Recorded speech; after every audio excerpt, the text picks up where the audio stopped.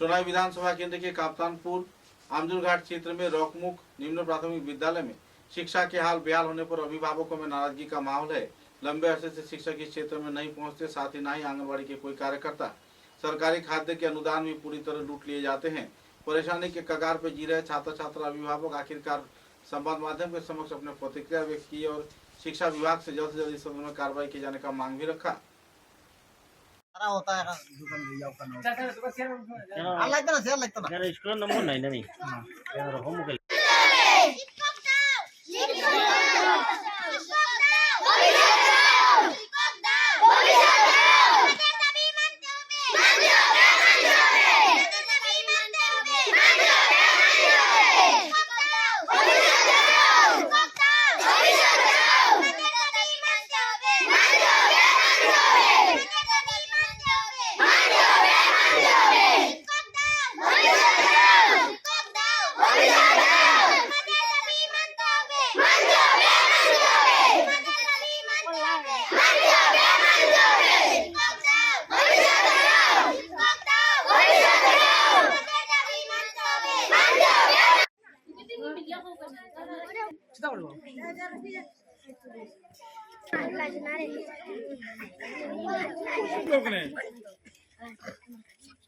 ना तुम कुछ स्कूल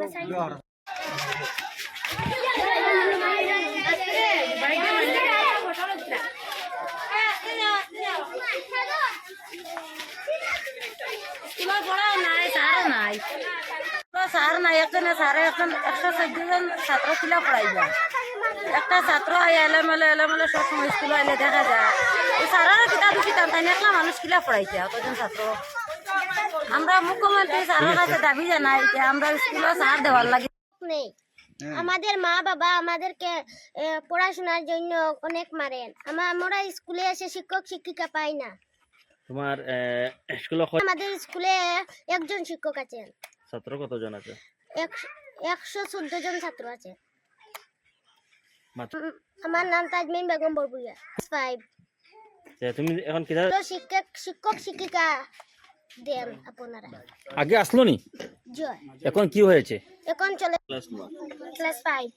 কি হয়েছে স্কুলে? স্কুলে ছাত্র শিক্ষক নাই। কেমন দিন থেকে শিক্ষক নাই? অনেক দিন থেকে। এখন তোমরা কি চাচ্ছ? এখন আমরা শিক্ষক চাই। শিক্ষক দাবি জানারা কার কাছে দাবি জানারা শিক্ষক দেওয়ার লাগি? সরকার Rokmukh LP school Kaptanpur 13 Rokmukh LP school Sonai উন্নয়ন খণ্ডের অধীনস্থ রকমুখ এলপি স্কুলের আজকে এই সাংবাদিক সম্মেলনের মাধ্যমে আমি সরকারের কাছে অনুরোধ জানাচ্ছি যে বর্তমান স্কুলের যে অবস্থা, একই ক্লাসরুমের মধ্যে 50-60-এর বেশি ছাত্র কোনো অবস্থায় রাখা সম্ভব হয় না এবং পড়ানো সম্ভব হয় না। দীর্ঘদিন থেকে আমরা আমাদের স্কুলে 2-3 জায়গায়, কোনো সামনে খোলা জায়গায়, গাছের নিচে, এরকম ভাবে দীর্ঘদিন থেকে পড়াশোনার কাজ চলে। এখন যখন সিঙ্গল টিচার হয়ে গেল স্কুল, তখন 114 থেকে 20 জন ছাত্র একই রুমে পড়ানি তো দূরের কথা, বাচ্চাগুলা সামাল দিয়ে রাখতে মাস্টারের হিমশিম খেতে হচ্ছে। তাই আপনাদের মাধ্যমে আমার অনুরোধ, স্কুলের পরিকাঠামো, শিক্ষার মান এবং উক্ত বিষয়ে সরকারের দৃষ্টি আকর্ষণ করছি এবং আপনাদের মাধ্যমে উক্ত বিষয়টি জেলাধিপতি মহাশয়ের দৃষ্টি আকর্ষণ করছি এবং প্রত্যেককে আবারও নমস্কার জানিয়ে আমরা গত শুক্রবার 28/11/2025 ইংরেজিতে আমরা জেলাধিপতি মহাশয়ের নিকটে একটা দরখাস্ত করেছিলাম। এর প্রতিলিপি শিক্ষামন্ত্রী মাননীয় রমেশ পেগু মহাশয়কেও আমরা দিয়েছি, রাজ্যের মন্ত্রী কৌশিক রায় মহাশয়কেও দিয়েছি, ওনার দৃষ্টি আকর্ষণ করছি এবং প্রেস আপনাদের মাধ্যমে শিক্ষাপ্রেমী জনসাধারণের কাছে আশীর্বাদ কামনা করছি। আমাদের বাচ্চাদের ভবিষ্যৎ উন্নয়নের স্বার্থে সরকারের পক্ষ থেকে যেন তাড়াতাড়ি দৃঢ় পদক্ষেপ নেওয়া হয়।